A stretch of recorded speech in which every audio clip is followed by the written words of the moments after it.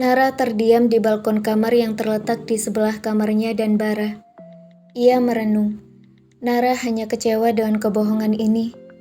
Ia hanya tak habis pikir. Kenapa harus dengan berbohong?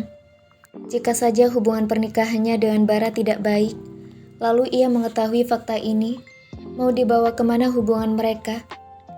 Nara memejamkan mata. Ia bisa melihat sorot mata Bara yang begitu takut kehilangannya. Ia juga bisa melihat betapa dalamnya Bara mencintainya. Tapi haruskah dengan cara berbohong untuk bisa mendapatkannya? Nara menghela nafas. Diusapnya air mata yang jatuh begitu saja. Nara butuh waktu untuk menerima kebenaran ini. Jadi biarkan mereka malam ini tidak sekamar terlebih dahulu. Jika di dalam kamar Nara sedang merenung dengan ditemani dinginnya angin malam, maka di luar kamar yang Nara tempati, Bara tengah melamun dengan dinginnya lantai. Cowok itu bersandar di dinding samping pintu dengan nelangsa. Pikirannya bercabang. Segala ketakutan akan Nara yang mungkin saja meninggalkannya mulai menggerogoti hatinya. Bara benar-benar ketakutan. Bagaimanapun caranya, Nara tak boleh meninggalkannya. Bara tak bisa memikirkan ia akan berakhir seperti apa tanpa Nara. Nara sudah seperti dunianya. Ingin tinggal di mana ia jika dunianya saja meninggalkannya. Bara memejamkan mata, meresapi rasa takut dan sesak yang membuatnya sulit menghirup udara.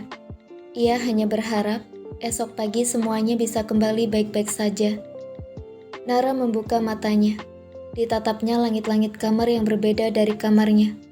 Nara mengernyit. Diraba-rabanya ruang kosong di sebelahnya. Dahinya tambah mengernyit ketika tak menemukan Bara di sana. Nara menghela nafas.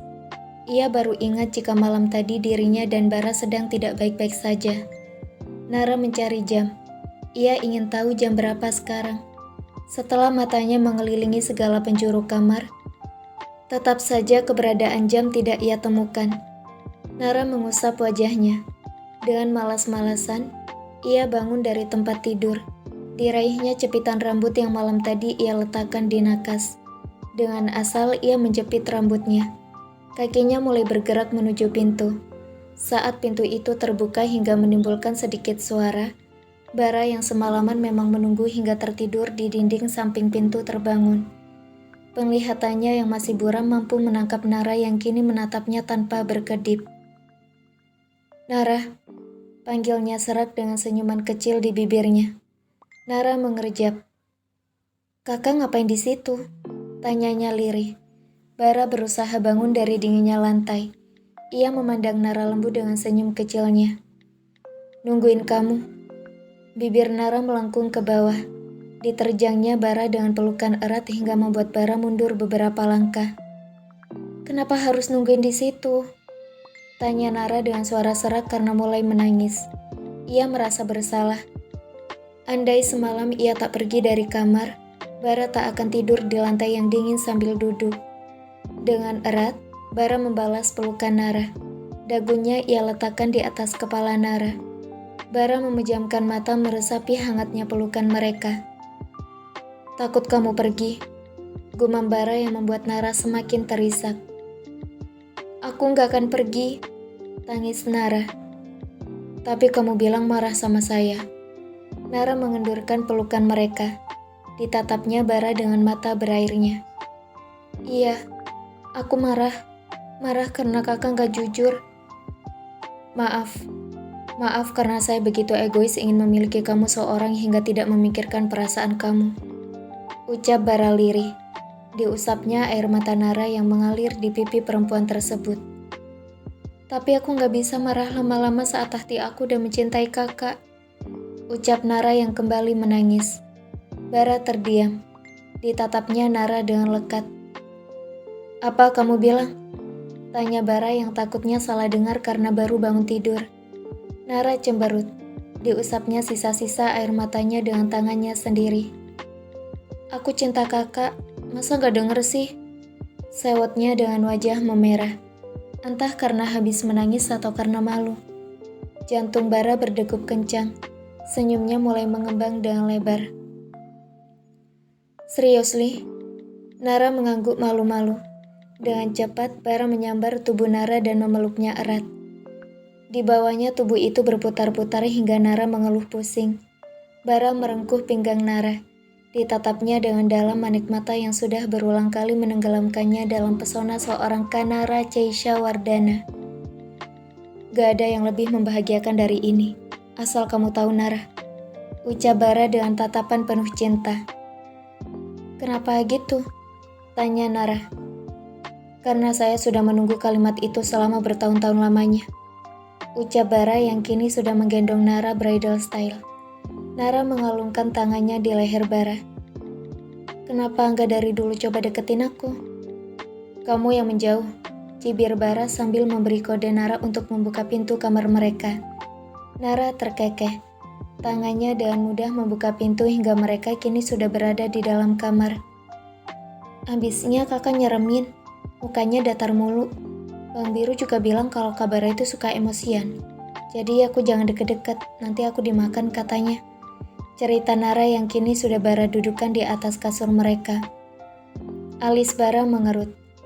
Jadi selama ini, kamu dipengaruhi Biru buat jauh-jauh dari saya. Nara mengangguk. Wajah Bara berubah jadi masam. Berbagai sumpah serapah telah ia lontarkan untuk Biru yang benar-benar kurang ajar tersebut. Nara memandang bingung Bara yang wajahnya dalam sekejap berubah menjadi keruh. Kak, kenapa? Tegur Nara yang membuat segala kalimat sumpah serapah Bara terhenti. Bara memasang wajah penuh senyum ke arah Nara. Gak apa-apa, ucapnya dengan tangan mengelus rambut Nara. Matanya mengedar. Dilihatnya jam yang sudah menunjukkan waktu subuh sudah masuk dan hampir habis. Bara mengecup bibir Nara. Saya sholat dulu, ucap Bara yang dianggukin Nara. Perempuan itu memperhatikan Bara yang berjalan menuju kamar mandi hingga hilang di balik pintu. Nara merebahkan diri. Ia masih kedatangan tamu bulanan. Maka dari itu, ia bisa santai begini. Dipandangnya langit-langit kamar dengan senyuman kecil. Hatinya lega. Akhirnya telah mengatakan perasaannya yang sebenarnya pada Bara. Ia juga merasa lega karena masalahnya dengan Bara tak berlarut-larut. Rasanya begitu plong. Segala beban pikiran yang malam tadi memberatkannya, kini seperti hilang begitu saja. Hari ini Nara belajar satu hal. Dalam rumah tangga, sebelum atau sesudah hubungan itu dibina, haruslah disertai kejujuran di dalamnya. Selain itu, mau ada masalah sekecil atau seberat apapun yang menimpa, komunikasi adalah jalan utamanya. Saling menurunkan ego dan bahu-membahu agar permasalahan tersebut dapat segera terselesaikan tanpa merambat kemana-mana. Nara sadar Bara tak sempurna. Makin hari hidup dengan Bara membuatnya semakin bisa melihat kekurangan suaminya itu. Tapi satu hal yang harus Nara tekankan pada dirinya.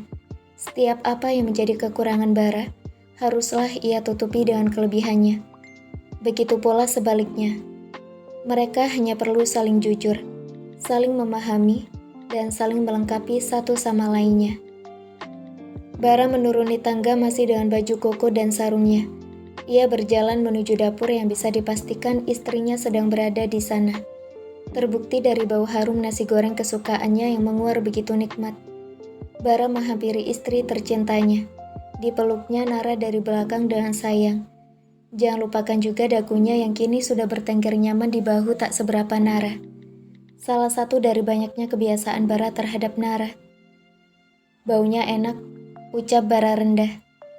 Bau yang mana dulu?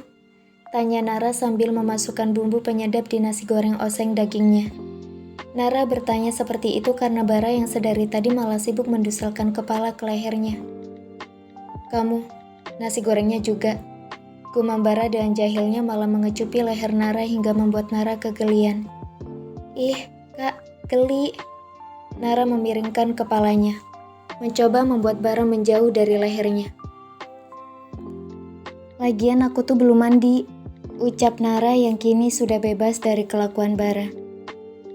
Saya juga belum mandi, balas Bara sambil bibirnya aktif mengecupi pipi Nara. Nara mematikan kompor. Ya, terus? Tangannya sambil menjauhkan wajah dari jangkauan Bara. Bara menarik Nara dalam pelukannya.